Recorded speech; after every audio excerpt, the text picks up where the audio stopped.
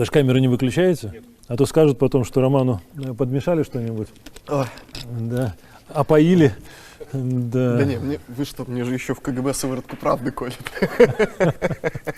За свае 29 гадоў Роман Пратасевіч паспеў пражыць некалькі зусім розных жыццяў і таксама зламаць некалькі чужых. Ягоны лёс вызначыла адно выпадковае фота, а каб яго затрымаць, Лукашенка загадаў падняць у неба знішчальнік. Яшчэ ў жыцці Пратасевіча былі і вайна, і кіраванне самым папулярным беларускім медыя, і памілаванне Лукашэнкі, а таксама чорная магія. Як так атрымалася і чым ён займаецца цяпер, паспрабуем расказаць у нашым відэа. Роман Пратасевіч вырас у сям'і вайсковага ідэолага і выкладчыцы матэматыкі. У школе ён і не думаў пра журналістыку, вывучаў польскую мову і удзельнічаў у конкурсах па зборцы камп'ютараў, а пасля 9 класа паступіў у ліцэй БНТУ. Там Пратасевіч браў удзел у канферэнцыі па касманаўтыцы, а за адну з прац ліцэіста нават намінавалі на прэмію Лукашэнкі як адаронае дзіця. Але з пачатку 2010-х нешта пайшло не так, і думкі хлопца аказаліся захопленыя не вучобай, а палітыкай.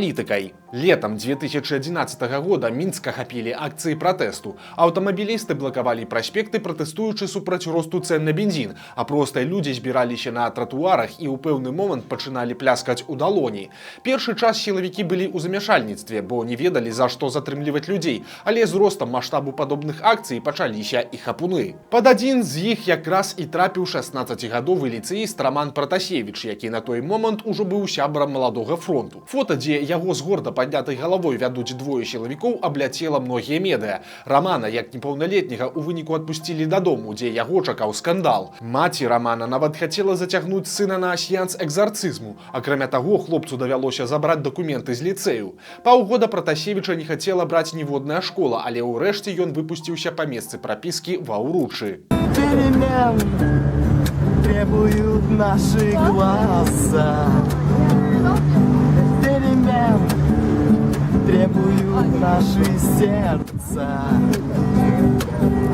Тады хлопец спрабаваў вярнуцца да школьных захапленняў і паступіў ва ўніверсітэт інфарматыкі і радыёэлектронікі, але хапіла яго толькі на паўгода, пасля чаго ён вырашыў ісці на журфак, дзякуючы чалавеку, які сыграў важную, калі нават невызначальную ролю ў ягоным жыцці. Пасля таго самага фота з атрыманнем на Романа Пратасевіча звярнуў увагу блогер Уладзімір Чудзянцоў. У 90-е ён быў праўладным актывістам і пісаў у дзяржаўнай прэсе пасквілі на праціўнікаў Лукашэнкі пад прозвішчам Зуеў. Такі сабе мукавошчык той эпохі. Калі адзін з лідараў апазіцыі, Геннадзь Карпенка, падаў на Зуева ў суд за паклёп, той заявіў, што піша тэксты на аснове матэрыялаў аднаго грознага ведамства, таму, маўляў, трэба пытацца спецслужбаў, а не з яго.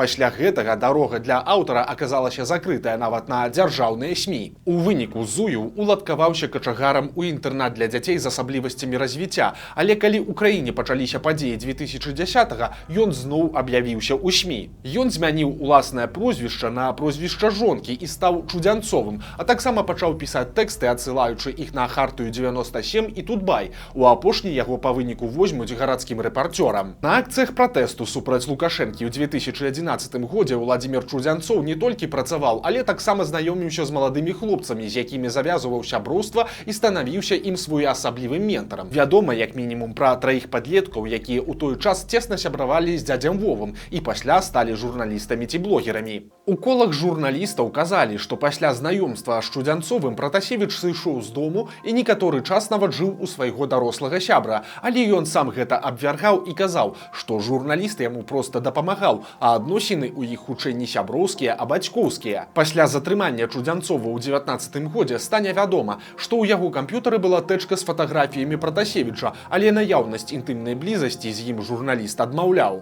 Да абставінаў пасадкі Чудзянцова мы яшчэ вернемся, а зараз раскажам пра тое, як развівалася яго сяброўства з Романам Пратасевічам. Пасля згасання пратэстаў 2011 года беларускія спецслужбы пачалі паляванне на адміністратараў суполак УКонтакце, праз якія каардынаваліся маўклівыя акцыі. Па нейкай дзіўнай выпадковасці сярод гэтых людзей аказаліся некаторыя юныя сябры журналіста Чудзянцова, у тым ліку 17-гадовы Роман Пратасевіч, па якога прыйшлі ў жніўні 2012 года. Гісторыя яго затрымання цяпер гучыць фантастычна. СМІ тады пісалі, што тынэйджара прывезлі ў РУС, дзе некалькі сілавікоў сталі выпытваць выпытваць у яго логін і пароль ад старонкі ВКонтакце. Але Пратасевіч нібыта адмовіўся, і за гэта яго пачалі біць па нырках і пагражаць крымінальнымі справамі. Праз 4 гадзіны нерасколатага падлетка, як сцвярджалася, проста ўзялі і адпусцілі. У гэтых гісторыях ёсць шмат незразумелага. Напрыклад, якім чынам некалькі цесна знаёмых Чудзянцовым маладых хлопцаў трапілі ў кола адміністратараў антылукашэнкаўскага канала, ці вербавалі Пратасевіча, і якая ўвогуле роля ў пратэсных акцыях была ў даўняга саксота КДБ Чудзянцова, які асабіста нідзе не фігураваў, але быў у курсе ўсіх падзей. Пасля таго, як усе жарсці ўлягліся, Чудзянцоў спрабаваў прыстроіць Пратасевіча да сябе ў Тутбай. Але, як казалі пазней на партале, з хлопцам прамучыліся месяц, а пасля разышліся. Неўзабаве адтуль са скандалам звольнілі і яго дарослага сябра, а праз лічаныя месяцы пачаліся падзеі ва ўкраіне. І з гэтага моманта пачаўся яшчэ адзін цьмяны перыяд біяграфіі Рамана Пратасевіча. У 2014 годзе Раман апынуўся ў батальёне Азоў. У ананімных інтэрв'ю Пратасевіч раскажа пра ўдзел у баях і нават раненні, але гэта была хлусня. З вучэбкі яго выгналі за падазроную дзейнасць. Ён спрабаваў уцерціся ў давер да байцоў і распытваў пра іншых беларусаў. Але як бы тое ні было, фота беларуса трапіла на вокладку часопіса Азова ў 2015 годзе. Пазней Юрыю Дудзю Раман расказаў, што быў фрылансерам на АТО. Я тебе скажу больше, я еще год снимал в зоне АТО. Как журналист? Да. Как фрилансер. Как журналист? Да. Ты не принимал участие? Нет. Ну, то есть при этом, да, у меня и ранения были, и все. Но это журналистская работа. Я абсолютно все эти года делал журналистскую работу. Пасля Украіны Пратасевіч вярнуўся ў Беларусь. Вядома, што яго выклікалі ў губазік, які пераследаваў беларускіх добраахвотнікаў, але паездка да Азова па нейкім шчаслівым збегу абставін ніякімі наступствамі для хлопца не абярнулася. На радзіме актыўнага ў садсетках хлопца заўважылі на радыё «Свабода». Пратасевіч правёў паўгода на стажыроўцы ў Чэхіі і ЗША, але па выніку працу яму вырашылі не прапаноўваць. Урэшце Рамана ўзялі фатографам на Еўрарадыё. Але ўсё гэта тое, што было на паверхні. Паралельна разгортвалася і іншае жыццё, якое зноў звязвала яго з Уладзімірам Чудзянцовым. Той пасля звальнення з Тутбая развіваў некалькі сваіх праектаў. Адзін прыносіў яму грошы за кошт смеццевага трафіку на навінах з Расіі, а другі быў ананімным і спецыялізаваўся на злівах сістэмы. Назву другога сёння ведаюць, напэўна, усе. Гэта той самы знакаміты тэлеграм-канал «Нехта». І вось са з'яўленнем канала «Нехта» таксама не ўсё ясна. Публічна YouTube і тэлеграм-каналы праекта вёў зусім малады Сцяпан Пуціла, а дзейнасць Чудзянцова была непублічнай і зводзілася на перадачы Сцяпану кантэнту. Гэтая інфармацыя найперш дыскрэдытавала Міністэрства ўнутраных спраў і амаль ніколі КДБ ці іншыя сілавыя ведамствы. Вясной 2019 года «Нехта» першым паведаміў пра знікненне і гібель маладога даішніка ў Магілёве. Гэтае здарэнне ў выніку каштавала пасады тагачаснаму міністру Ігору Шуневічу. Кажуць, што яго звольнілі ў тым ліку праз няздольнасць спыніць злівы з міліцыі. Але ў чым была мэта «Нехты»? Барацьба сілавых ведомстваў з выкарыстаннем даўняга агента КДБ ці доўгатэрміновая гульня на шкоду сістэме? Пра гэта цяпер немагчыма даведацца, бо Уладзімір Чудзянцоў апынуўся за кратамі. Затрыманне Чудзянцова адбылося ў лістападзе 2019 года. Тады журналіста затрымалі ў цягніку на польска-беларускай мяжы нібыта за кантрабанду марыхуаны. Следчы камітэт таксама правяраў Чудзянцова на прадмет сувязяў з непаўналетнімі, але доказаў гэтаму так і не знайшлі. Урэшце яму далі 5,5 гадоў турмы, а злівы з міліцыі на некаторы час спыніліся, але гэта быў яшчэ не канец. Пасля пасадкі дзядзі Вовы Раман Пратасевіч палічыў за лепшае уцячы з Беларусі. Аказалася, увесь гэты час ён дапамагаў Чудзянцову з ягоным тэлеграм-каналам. У студзені 2020 года хлопец папрасіў палітычнага прытулку ў Польшчы. Прэзідэнцкія выбары ў жніўні таго ж года сталі зорным часам Рамана Пратасевіча і Сцяпана Пуцілы. Падчас пратэстаў тэлеграм-каналы сталі асноўнай крыніцай інфармацыі, а каналы «Нехта» і «Нехта Лайф» феноменамі ў медыасферы. Шалёная папулярнасць у першую чаргу была звязаная з падыходамі рэдактараў «Нехты». Яны не пераймаліся праверкай інфармацыі, сілавікоў называлі не інакш як карнікамі і фашыстамі, а таксама запускалі рэзанансныя фейкі кшталту расійскіх спецназаўцаў на мінскіх вуліцах. Ребят, кто из вас, сейчас вот просто личная персонализированная ответственность пойдет, кто из вас постил сообщение о русском спецназе? А не Ян. Ты это постил? Слушай, по-моему, если мне не изменяет память, то я. Ты? Вот за этим рабочим местом это происходило, но Невероятная лажа про то, что русский спецназ уже в Минске. Не дзіўна, што Пратасевіч і Пуціла праз некаторы час сталі першымі беларусамі ў тэрарыстычным спісе КДБ, а пазней і іх медыя беларускія ўлады прызналі тэрарыстычнай арганізацыяй. Лукашэнкаўцы недаацанілі магутнасць інфармацыйнай зброі, якая на іх шчасце апынулася ў няўмелых руках. Ужо ў канцы верасня 2020 года Роман Пратасевіч раптам абвясціў пра сыход з нехты. Ён патлумачыў рашэнне несупадзеннем поглядаў са Сцяпанам Пуцілам на развіццё праектаў. Пазней жа у інтэрв'ю прапагандысту Марату Маркаву выказаў зусім іншую версію з выразнымі ноткамі крыўды. Я понимал только то, что он получил всемирную славу и известность. Его там называли белорусским Калиновским и так далее. Даже премию Сахарова за все то, что делал я. А он получал за это все, и он даже нигде не упомянул меня. Ничего. У тым жа інтэрв'ю Роман пацвердзіў, што нехту стварыў не Пуціла, а Чудзянцоў, і пасля яго затрымання ён разлічваў стаць галоўным, але ўсе вяршкі, у тым ліку фінансавыя, сабраў іншы чалавек. Блогер лічыў сябе адным з галоўных байцоў інфармацыйнай вайны і бачыў сябе каля кіраўніцтва апазіцыі ці на чале якога-небудзь уплывовага медыя. Пасля нехты Пратасевіч далучыўся да штаба Святланы Ціханаўскай, а потым стаў рэдактарам тэлеграм-канала «Беларусь галаўнога мозга». Ні на адным з месцаў хлопец доўга не пратрымаўся. Палітыкі не ўспрымалі яго ўсур'ёз, а на БГМ справы не пайшлі ад пачатку, і яго збіраліся звольніць. Але перад тым, вясной 21 года, Роман выправіўся ў адпачынак у Грэцыю разам з тагачаснай дзяўчынай Сафіяй Сапегай. 23 мая 2021 года самолет авиакомпании Ryanair Афины Вільня, пролетаючы над Беларусью, атрымаў ад дыспетчера паведамленне пра тое, што борт можа быць замінированы і яму трэба тэрмінова сесці ў мінскім аэрапорце. У выніку самолет развярнулі і ў суправаджэнні знішчальніка пасадзілі ў Мінску. Каманду на гэта даў асабіста Александр Лукашенко. Праз некаторы час стала вядома, што на борце знаходзіўся былы рэдактар нехты Роман Пратасевіч, якога рэжым лічыў тэрарыстам. Яго разам з дзяўчынай затрымалі беларускія сілавікі. Прапаганда адразу ж пачала называць захоп самалёта выдатнай спецаперацыяй. Але на фоне нарастання міжнароднага скандалу лукашэнкаўцы занялі пазіцыю адмаўлення ўсяго на свеце. Маўляў, пілоты самі прынялі рашэнне сесці ў Мінску, хаця ім бліжэй было даляцець да Вільні. Таксама з'явіўся ліст нібыта ад тэрарыста Хамаса, але пасля высветлілася, што яго адправілі ўжо пасля таго, як самалёт развярнулі на Мінск. Свет адрэагаваў на інцыдэнт вельмі хутка. Еўрасаюз, Великабрытанія, Украіна і Сербія забаранілі беларускім авіякампаніям лятаць над сваёй тэрыторыяй і ўласным над Беларусю. За гэтым паследавалі і эканамічныя санкцыі. Але раптам у беларускага рэжыму з'явіўся нечаканы саюзнік у выглядзе Романа Пратасевіча, які, апынуўшыся ў складаным жыццёвым выпрабаванні, пачаў ратаваць сябе па поўнай праграме.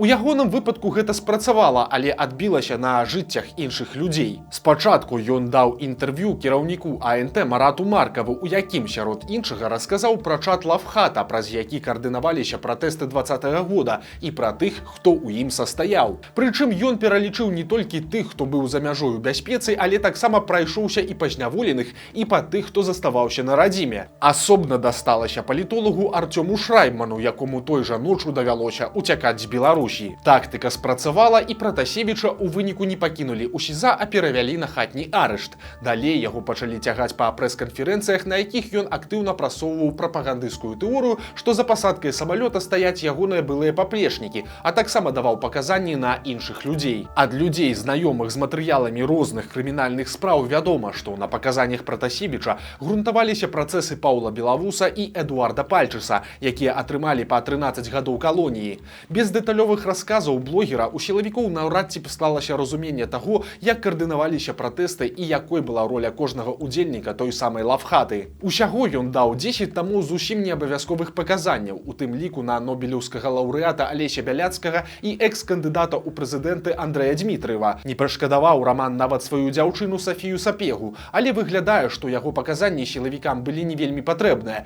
бо ў іх руках былі дэвайсы дзяўчыны і сведчанні агента Губазіка ў чорнай кнізе Беларусі, за працу ў якой Сапегу і асудзілі. Дарэчы, сам Пратасевіч не асабліва дбаў пра інфармацыйную гігіену, што прывяло да зліваў крыніц нехты і Беларусі галаўнога мозга. Дзясяткі, калі не сотні людзей, хто дасылаў нешта ў боты тэлеграм-каналаў, былі затрыманыя і асуджаныя, і гэта моцна падарвала давер да астатніх астатніх СМІ. Паралельна з гэтым беларускія ўлады спрабавалі атрымаць профіт ад досведу Пратасевіча ў медыасферы. Яму завялі твиттер і тэлеграм-канал, у якім аўтар абяцаў публікаваць эксклюзівы і інсайды, але былога рэдактара нехты хапіла на лічаныя допісы. Пасля з яго спрабавалі зляпіць праўладнага праваабаронцу. Пратасевіча ўзяў пад крыло спецслужбіст Дмітрый Белякоў. У 21 годзе, калі з беларускай тэрыторыі Еўрасаюз атакавалі мігранты, Пратасевіч і Белякоў актыўна апраўдвалі Лукашэнку і перакідывалі віну на еўрапейскія краіны. Але і там ніякіх вынікаў не было. Прайшло некалькі стрымаў, і на тым усё і скончылася. Было адчуванне, што лукашэнкаўцы проста не ведалі, што рабіць з Раманам. Падобна, што яны моцна пераацанілі яго медыйныя здольнасці. Спадзяваліся, што ў іх рукі трапіў моцны прапагандыст, а на справе ўсё аказалася зусім не так. І ўсе спробы выкарыстання Пратасевіча не выклікалі асаблівай цікавасці ў аўдыторыі. У маі 22 года Пратасевіч напісаў, што расстаўся з Сафіяй Сапегай. Таксама ён распавёў, што падчас знаходжання пад хатнім арыштам паспеў ажаніцца. Гэты допіс з'явіўся праз 3 дні пасля прысуду былой дзяўчыне. Грамадзянку Расіі прызналі вінаватай па 7 артыкулах і асудзілі на 6 гадоў калоніі. Цікава заўважыць, што Раман Пратасевіч у другі раз ажаніўся з адной і той жа дзяўчынай. Першы шлюб у 19 годзе з правізаркай Маргарытай Грыцкевіч пратрымаўся ўсяго пару месяцаў, але пачуцці нібыта захаваліся. Судовы канвеер дайшоў да Рамана Пратасевіча нашмат пазней за Сафію Сапегу. На працэсе ён адразу абазначыў генеральную лінію, заявіўшы, што яму з былымі паплечнікамі па нехце не па дарозе. Я скажу очень кратко.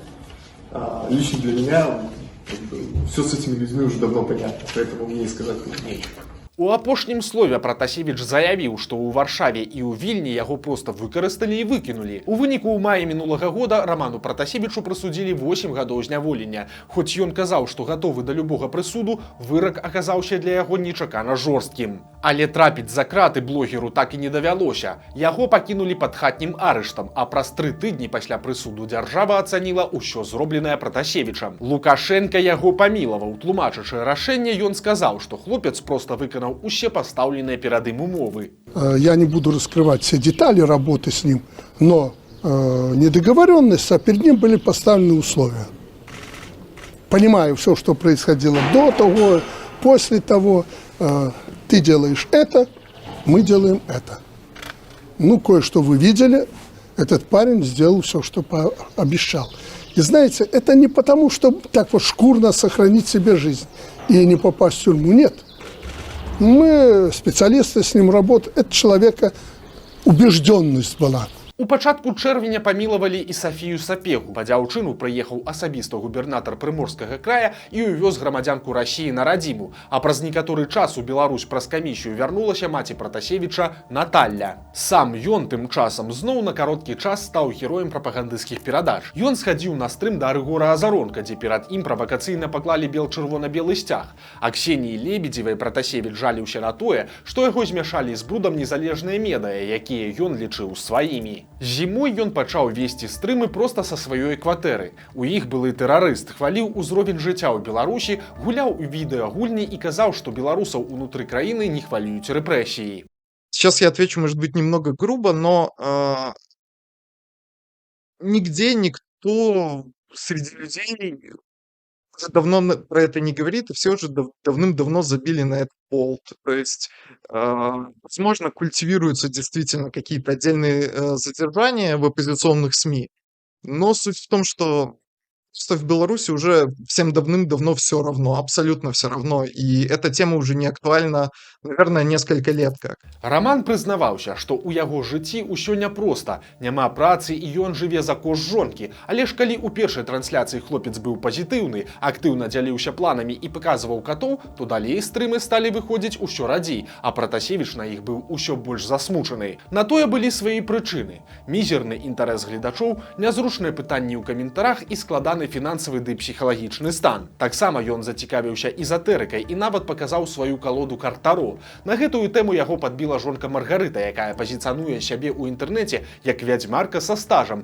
таролаг і экстрасэнс. За грошы яна праводзіць рытуалы і замовы, напрыклад, на ачыстку фінансавых каналаў і вызваленне энергіі, ці на расстанне сям'і. У сваім тэлеграм-канале яна заяўляе, што вучылася ў шамана і нібыта мае дар яснабачання, але адвесці праблемы ад свайго мужа мужа яна чамусьці так і не змагла. У апошнім сваім стрыме Раман расказаў, што на яго наклалі гіганцкі штраф у памеры 24,5 мільёнаў рублёў, а гэта каля 7 мільёнаў даляраў. У гэтую суму уключылі ўсе выдаткі на задушэнне акцый пратэсту ў 2020 годзе, ад транспартных расходаў да аплаты камандзіровачных і харчавання. Сярод іншага, у суму кампенсацыі уключылі прэміі сілавікам, выпісаныя сакрэтным указам Лукашэнкі. Гэты шалёны штраф наклалі і на Пратасевіча, і на яго былых калег па нехце, а таксама на асуджаных па справе Ціханаўскага. І калі Пратасевіч раней хваліў жыццё на радзіме і раздаваў кампліменту Лукашэнку, то на гэты раз ён з сумам адзначыў, што ў яго ёсць толькі 3 шляхі. Только 3 варианта развития событий. Это уехать, платить всю жизнь 50% от любого моего дохода и жить фактически на минималку. Ну или, я не знаю, лезть в петлю. Но последний вариант точно не про меня. Остается выбирать что-то из 2 предыдущих. Пакуль што Пратасевіч будзе мірыцца з лёсам і спрабаваць знайсці хоць якую працу. Ад немагчымасці вярнуцца ў медыасферу ён нават адвучыўся на электрагазазваршчыка і пахваліўся сертыфікатам. У Мінску такі спецыяліст без досведу можа зарабіць да 2500 рублёў. Нібыта нямала, але тут ёсць нюансы. Палову заробку Раману давядзецца аддаваць дзяржаве ў якасці тых самых штрафаў. Між іншым, восенню гэтага года мае выйсці на волю Уладзімір Чудзянцоў. Ён даседжвае свой тэрмін у магілёўскай калоніі. Палітвязні расказвалі, што ён супрацоўнічае з адміністрацыяй і даносіць на тых, хто з ім сядзіць, і робіць гэта проста дзеля задавальнення. У 21-м стваральніка нехты нават паказалі ў якасці эксперта ў прапагандысцкім фільме АНТ, але развіцця гэтая гісторыя не займела. Магчыма, старыя сувязі дапамогуць Чудзянцову наладзіць сабе новае жыццё на волі і знайсці месца ў цяперашняй Беларусі. Не выключана, што для гэтага яму зноў можа спатрэбіцца Раман Пратасевіч, і тады жыццё хлопца зробіць чарговы рэзкі паварот.